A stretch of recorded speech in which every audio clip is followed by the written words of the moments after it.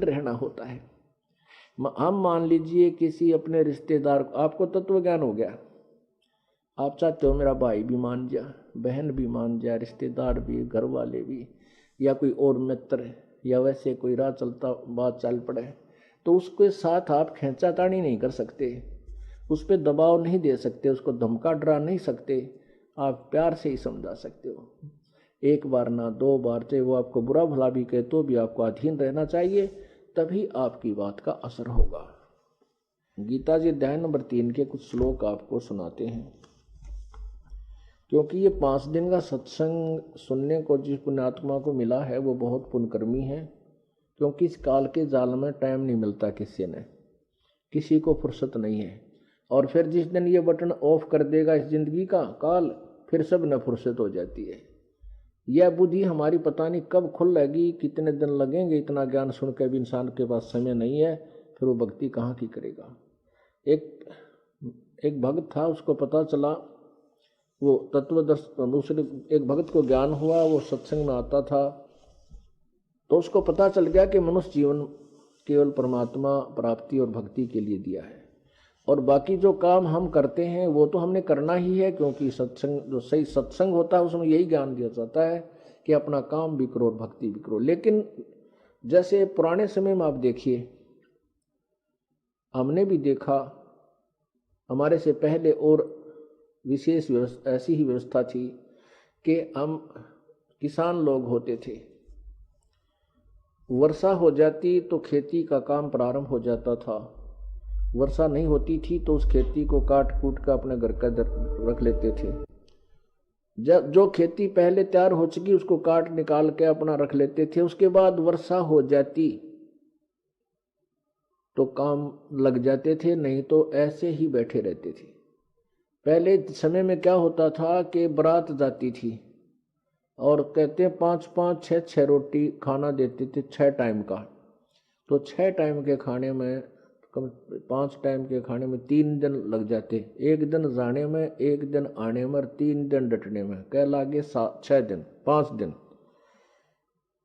और पहले कोई काम नहीं था, या ताश खेलने जाते या अपना और गप्पे मार लेते, तो भी गुजारा करके टाइम पास करना है इस जीवन का, मनुष्य जीवन को। लेकिन यदि हम भक्ति में थोड़ा समय निकाल लें, एक व्यक्ति बीमार हो जाता है, घर का सदस्य, मेडिकल में ले जाना पड़ता है, एक व्यक्ति तो परमानेंट उसके साथ रहे, और एक आने और जाने वाला सामान, कभी रोटी ले जा रहा है, कभी कोई दवाई ले रहा है, और चिंता न्यारी, काम भी छूट गया, पैसे भी लग रहे हैं। तो एक ऐसे जब ज्ञान हो जाता है तो फिर वो भक्त ऐसे सुअवसर को चूक्या नहीं करता। तो ऐसे एक भक्त को ज्ञान हुआ तो वो उसने सोचा, अपने मित्र, विशेष मित्र था, उसको समझाने लगा कि भाई सत्संग में चल लिया करे। उसका मित्र जो था वो कहने लगा, भाई तै तो बावड़ा हो गया, तो पागल हो लिया, बता छोटे छोटे बच्चे हैं और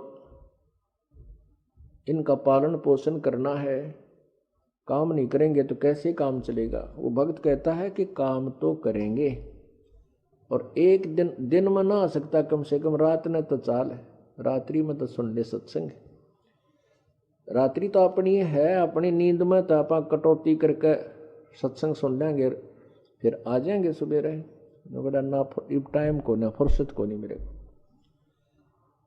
उसने बार बार कहा, वो दोस्त फिर जाता कि चल भाई सत्संग में, उसको पता था कि नालायक अपना जीवन खो रहा है, और वो मित्र समझ रहा था भगत को, यू नालायक से नकम्मा हो गया, काम भी ना करता और मुझे और बेकार बनाना चाहता है।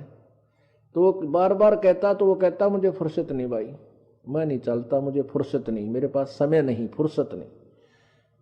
अब परमात्मा कहते हैं, कबीर नहीं भरोसा देही का, ये बिनस जावे छिन माही, श्वास उसास में नाम जपो और ये तन कछु नाही। फिर साथ में कहते हैं, कबीर ये तन जाएगा, कबीरा ये तन जाएगा, सके तो ठाहर लाए, एक सेवा कर संत की और गोविंद के गुण गा। कहती है शरीर तो तेरा जाएगा, लेकिन इसका बचाव भी किया जा सकता है। कैसे? इसके बचाव के दो ट्रीटमेंट है, दो साधन है, दोनों ही करने पड़ेंगे। सेवा करे सतगुरु की और गोविंद के गुण गा।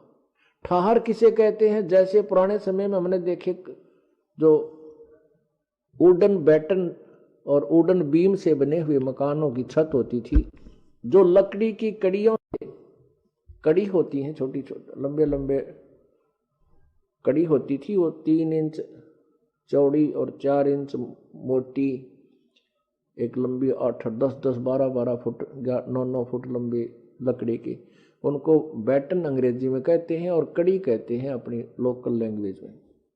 तो उन कड़ियों की छत दे दी जाती और उनका फिर सतीर होता था, बीच में एक बीम होता था लकड़ी का।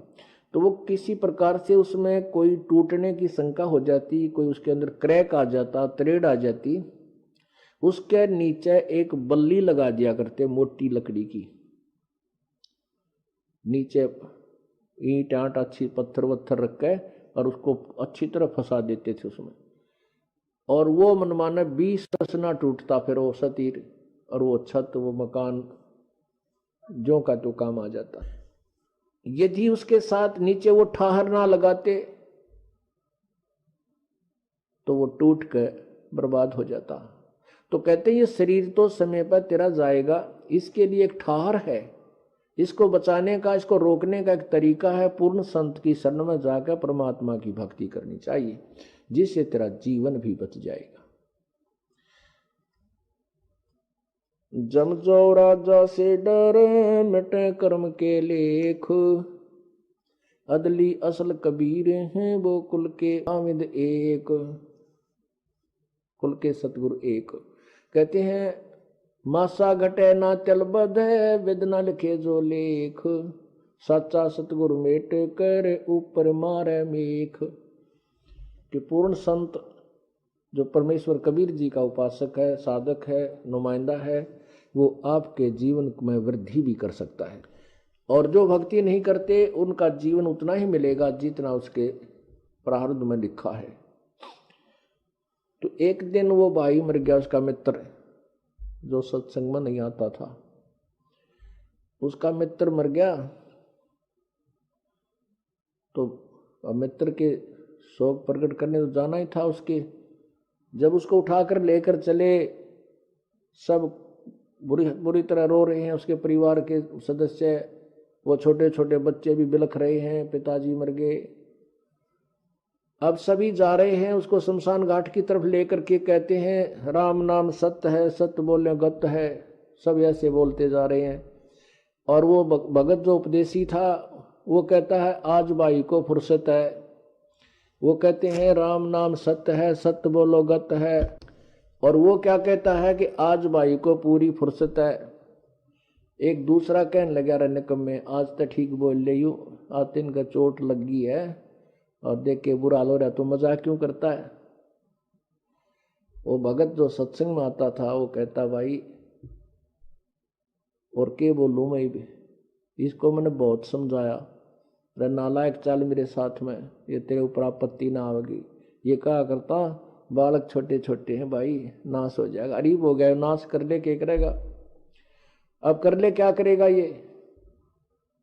तो पुण्यात्माओं जब तक हम सत्संग में नहीं आते इतने हम गोबर के भूंड बने रहते हैं। गोबर का भूंड देखा होगा आपने, ना देखा हो तो बताता हूं। एक काला सा भूंड हो है, काला भूंड, काला, उसके जानवर सा होता है, और उसके जो है ना पंख होते हैं।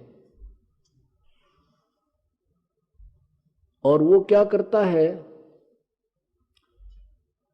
जैसे खेतों में हमने विशेषकर देखा, क्योंकि दास का जन्म किसान परिवार में हुआ, तो वहां खेतों में हमने क्या देखा, जैसे पशु कहीं चारा चरते चरते घूमते फिरते चौथ कर देते, अपना गोबर कर डाल देते थे, तो वो गोबर वहां पड़ा रह जाता था रात में।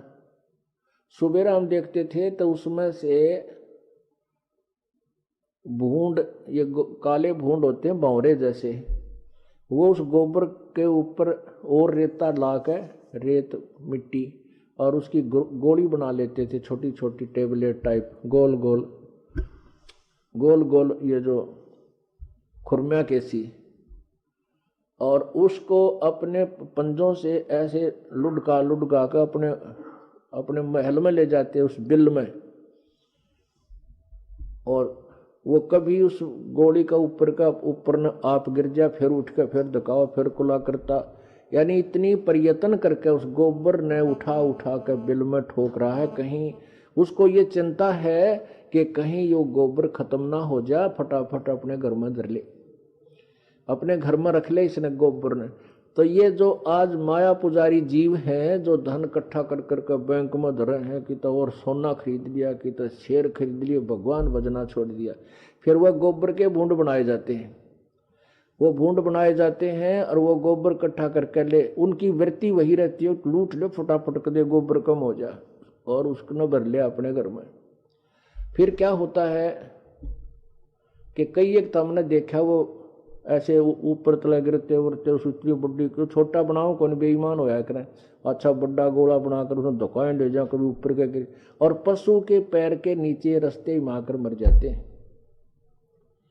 अब वो गोबर वहां से ढो रहा था, वहां इकट्ठा कर दिया, वो ना उसके काम आया, और वो मर गया बीच में। पुण्यात्मा एक उदाहरण है जो हमें अपने हृदय में समाना चाहिए, और इसी से हमें लाभ होता है।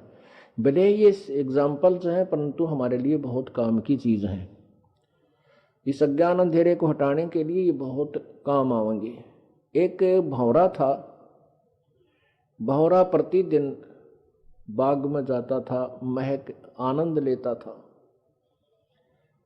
उसने एक दिन देखा कि एक आपका सजातीय भाई अज्ञानतावश, देख यहाँ इस गंदे गोबर को, इस गंदगी को के अंदर, और इसमें लटपट हो रहा है, इसने उठा उठा के इधर जमा कर रहा है, और इसको समझा दूं, इसको बता दूं कि चल बाग में बहुत अच्छी जगह है, वहाँ बड़े सुंदर सुंदर फूल हैं, बड़ी महक है, और वहाँ खाने के लिए भी कोमल कोमल पत्ते, फूलों की पंखुड़ियाँ हैं, वहाँ कोई दिक्कत नहीं है। तो वो अपने मित्र वो भूंड के पास बैठ गया भंवरा, और कहने लगा, भाई आजा तुझे बाग में ले चलूं, और वहाँ ऐसे ऐसे ठाठ है, ऐसे ऐसे महक आती है, वहाँ ऐसे ऐसे सुगंध है, पता नहीं कितनी वहाँ खुशियाँ हैं, अच्छी छाया है। और वो भूंड कहता, भाई मेरे काम में बाधा ना कर, मुझे काम करने दे, तू अपना काम कर, तू होता है निठल्ला, तेरे को काम तो है नहीं, बकवाद भाव है, रोज बाग में जाता है, और मुझे समय नहीं है, और मेरा बहुत काम पड़ा, देख कितना गोबर यो चौथ पड़ा, इसको मैंने अपने घर रखना उठा उठा के। अब उसने एक दिन कहा, 2 दिन कहा, 3 दिन कहा, वो भूंड नाराज तो होया को नहीं, क्योंकि मित्र था, कहने लगा, भाई मेरे पास समय नहीं है। लेकिन उसको कुछ दिनों के बाद उसके अंदर से जो भंवरा बाग से आता भी, उससे मिलता, जाता भी मिलता। जब वो वापस आता तो उसके अंदर से बहुत सुंदर महक आती उस भूंड ने। तो कुछ देर वो बैठने लग गया छोड़ के उस गोबर की डली ने, और फिर ये कह देता, भाई समय नहीं है, बात है तेरी ठीक है। कहने का भाव ये है कि एक दिन उसने स्वीकृति दे दी, चल भाई तू रोज कहता है, तो आज तेरे बाग ने भी देख आऊं, बगीची ने। उस भूंड ने कहा, बौरे ने कहा, भाई तेरे काम ने मैं करवा दूंगा बाद में आके न, यदि कोई काम में तेरे को दिक्कत आती है, भाई कोई हानि है, तो मैं पूरी करवा दूंगा, तेरी मदद करा के तेरे शेष काम न कल मैं पूरा करवा दूंगा, तुम मेरे साथ एक बार चल पड़। अब भूंड ने सोचा, भाई तेरा मित्र भी है और तेरे काम की पूर्ति करवा भी देगा, क्योंकि ये झूठा आदमी नहीं है। तो उसने सोचा कि ले चल आज तेरा बाग ने देख का हूं। तो वहां चला गया उसने, क्योंकि अभी तक तो गंदगी में माथा मारे था। वहां जाकर देखा बगीची में तरह तरह के सुगंधित फूल खिले हुए। अब भंवरा भी अपने अलग से फूलों पर महक ले रहा है, और भूंड जाकर बैठ गया एक फूल पर। उसने तो पहली बार देखा था ये आनंद, और उस फूल पर इस ऐसा बैठ गया कि उठना जल्दी नहीं करा उसका।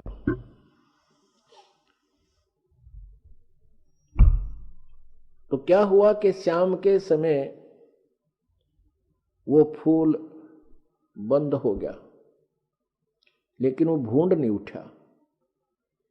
वो भौरा तो आ गया, क्योंकि उसको देखा एक दो जगह घूम के, तेरा मित्र तो पता नहीं कहाँ गया। उसने देखा कि ये फूल बंद हो गए, शायद यो प्रेमी इसके अंदर ही बंद हो गया। और कुछ ऐसे फूल होते थे उनमें बराबरों से पंखड़ियों के साथ से हवा आती रहती थी, वो भौरे मरते नहीं। तो उसने देखा कि आज जो फूल इस बगीची में है ये बंद तो कर लेंगे, लेकिन यहाँ मरेगा नहीं, तो सुबह देखूंगा इस नाक है। तो सुबह क्या देखा कि वहां माली आया और वो फूल तोड़ ले गया जिसमें वो बूंद था। उनको पता होता है कि ये सुबह तक खिल जाएंगे, तो उसने क्या किया कि वो बाजार बेच दिया, उसको लेकर गए। उस दिन राजा का कोई समारोह था और राजा के कोई लड़का हुआ था, राजा के महल में उसको डाल दिया गया, मतलब ऐसे आदर के साथ कहीं सजावट के स्थान पर लगा दिया। फिर थोड़ी सी देर के बाद वो जब उनका काम पूरा हो गया उसको उठा करके दरिया में बहा दिया। पूजा के काम में लिया गया था, फिर वहां दरिया में बहा दिया और वो बूंद उस फूल में बैठा। वो फूल तो खिल चुका था, बूंद ना उठा, और वो फूल बहता हुआ जल में जा रहा है। तो वो उसका मित्र भौरा ढूंढ रहा, उसने भाई कित गया, तो डब्बी मर गया तेरा, आज मित्र खो गया, घर वाले भी कुटेंगे का अच्छा लेगा तो उसको सत्संग में बाग में, और वो खो दिया तने तक। उस चिंता में इधर उधर घूम रहा था, उसने देखा कि भाई ये फूल को कहीं प्रयोग हुआ है तो दरिया में डाला करें, धार्मिक लोग ही ले जाते हैं। तो वो दरिया के ऊपर घूम रहा था, उसने फूल के ऊपर वो बूंद देखा, ने बोला मित्र आ जाए तो उठ ले इस पर। पौरा ने बूंद बोला रहा, बोल रहा मत आनंद सा रहा है, छेड़ा ना, यहीं पर रहने दे मुझे। वो बोला डबी भगत मरेगा तो इसमें डूब गए और दरिया में आ गया, आजा तू उठ और बाग में चलेंगे दूसरे में। फिर वो उठ कर उड़ा और बाहर आया। तब उस भौरे ने बताया कि बोल मैं के झूठ बोला करता भाई। उन्होंने बोला नहीं, आप तो कति ठीक कहा करते। तो भौरे ने कहा कि देख आज तेरी कहाँ कहाँ तू राजा के महल में भी घूमा एक दिन के आने में है, और भाई या दरिया भी ना देखी होगी, इसके दर्शन हो गए। कहने का भाव ये है पुण्यात्माओं, अब बहुत से भक्त हैं, बहन बेटियां भाई हैं, वो कहते हैं कि पहले तो हम बेमतलब जो ना दुखी हुए रहा करते, तीन भैंस बांध रहे थे, गोबर में गोबर, सारा दिन सांस नहीं आवा था, वो दूध बेच दे, और दूध बेचेंगे तो थोड़ा बहुत पानी भी मिलाएंगे, या कुदरती बात है, क्योंकि लोग है पूरा ना पटे। अरे पूरा तो भगवान पाड़ेगा जब पटेगा, ये दूध में पानी या मिलावट कोई 2 नंबर के काम तो नहीं। तो उधर से एक भैंस नए दूध ना हो बनवाने 1 साल, वह आधी पूंजी में चली जा, हो गया बराबर काम। या कोई बीमार होगी या मृत्यु को प्राप्त हो जाती, फिर दूसरी जोड़ते कि धन कमावांगे। वो धन तो मिलना उतना ही है जो तेरी किस्मत में लिखा हुआ। धन तुझे चाहिए तो मालिक के चरणों में आओ, कहते जय तुझे राजपाट कुछ चाहिए हमरा धर ले ध्यान, तेरे को ये भी हम ही दे सकते, परमात्मा ही एक्स्ट्रा दे सकता, तेरे भाग में कोई ना। तो अब वो प्यारी आत्मा बहन भाई बेटियां, अब जब सत्संग सुन लिया, यहाँ आते हैं रह रहकर, अब नो कहो तेरा गजब हो, खाम का गठड़ी है, दुख की गठड़ बांधे फिर रहे थे और बेमतलब परेशान हो रहे थे। बढ़िया काम चल रहा है, घर में बरकत होनी शुरू होगी, बीमारी हटगी है, और ठीक भक्ति का समय भी मिल जाता है और अपना काम भी करते हैं। तो ये सत्संग एक बाग बगीचा है, और जो परमात्मा के दरबार में नहीं आते वह गोबर के भूंड हैं, वो माया जोड़न पर लगे रहते हैं।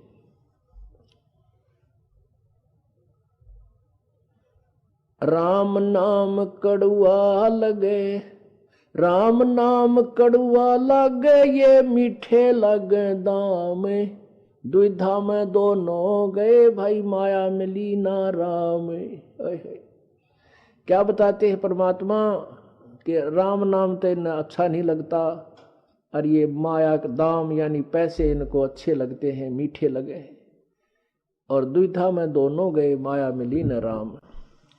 वैसे तो हमारे जीवन में बहुत सी घटनाएं ऐसी घटी हैं, हमने देखा है कि लोग जो ये कहा करते बड़ा सेठ है, इसके पास पैसे की कोई कमी नहीं है, ऐसे है, बड़ा व्यापार चलता है, 1 सेकंड में या तो किसी बस दुर्घटना में या किसी कार दुर्घटना में या हार्ट अटैक से, ऐसे तो बहुत से जा चुके हैं, लेकिन विशेष एक आदि हमारे हृदय में जो छाप बैठ जाती है, जो हमारे जीवन को इस बुराइयों की तरफ जाने से रोकती है, वो उदाहरण होते हैं, एक आध विशेष होता है।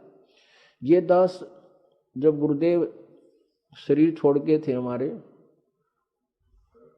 तो उनका आश्रम था पंजाब के अंदर, एक जिला फिरोजपुर, तलवंडी भाई, वहाँ अधिकतर हमारे गुरुदेव रहा करते थे। उनके शरीर छोड़ने के बाद वहाँ गुरुदेव की जो संगत थी, मेरे पूज्य गुरुदेव ने कह दिया था कि भाई आज के बाद मैं किसी का गुरु नहीं हूँ, मेरा कोई चेला नहीं है, और आज के बाद ये तुम्हारा गुरु है, इस दास के सबके सामने कह दिया था, और जो इसको नहीं मानेगा वो मेरा शिष्य नहीं है। अब वो परमात्मा की प्यारी आत्मा थी, वो समझ गए थे, क्योंकि उनको प्रभु की प्रेरणा हो गई थी, क्योंकि लाखों शिष्य थे उनके, उनमें से इस दास को इनाम देने का आदेश दिया और किसी को नहीं। तो उनके बाद फिर वहाँ की संगत कहने लगी कि आप यहाँ सत्संग कर दिया करो। पहले हम चारों संडे, 4 रविवार जो होते थे, इनको ऐसे डिवाइड किया हुआ था, एक जींद में करते थे, एक रोहतक में करते थे, एक सोनीपत में करते थे, और एक हम पंजाब में तलवंडी भाई में सत्संग करके आते प्रत्येक रविवार को। तो वहाँ रविवार के सत्संग से पहले दिन कोई शुक्र को उनके वहाँ को बुढ़िया मर गई वृद्धा, उसके जो है ना दुख शोक व्यक्त करने के लिए हमारे भक्तों का कोई रिलेटिव परिवार आ गया। उससे उन्होंने कहा, शनिवार को जब वो चलने लगा, कि आज आप रुक जाओ, कल सत्संग होगा रविवार को, और आप सत्संग सुनना, देखना कितना आनंद आएगा। वो सह परिवार था, 4 सदस्य थे घर में, 2 बच्चे, एक लड़का एक लड़की, दोनों हुए पति पत्नी। तो वो सेठ कहने लगा कि मुझे, वो सेठ मतलब बढ़िया था, और बढ़िए हम वो सेवक थे हमारे गुरुदेव के। तो वो सेठ कहने लगा अपने सेठ रिलेटिव रिश्तेदारों से कि मुझे वहाँ कल एक ज़रूरी काम है, संडे को 1 बजे एक पार्टी आवेगी, और उसके साथ मेरा एक जो है कंट्रैक्ट होना है, उसमें मुझे 5 लाख रुपए का लाभ होगा। मुझे ये तो नारा दिखा है, 5 लाख रुपए मुझे बेनिफिट होगा, और इसलिए उस पार्टी की खातिरदारी के लिए मैंने व्यवस्था करनी है। हमारे भक्तों ने, उनके रिलेटिव ने कहा, गुरुदेव के भक्तों ने अपने रिश्तेदार से कहा कि तू आज रुक जा, कल 10 से 12 सत्संग होगा, और आप चल पड़ना यहाँ से, 1 की बजाय 2 बजे पहुँच जाएगा। ये चंडीगढ़ कौन सा दूर है, चंडीगढ़ जाना था उसने। कहने का भाव है वो नहीं माना, यानी शाम को वो 4 बजे से चल पड़ा, जबकि रात काटनी थी, छुट्टी का दिन था, पर वो करड़ाई काल के टक्कन दे, गोबर के बूंद तन्वे मरिया करें।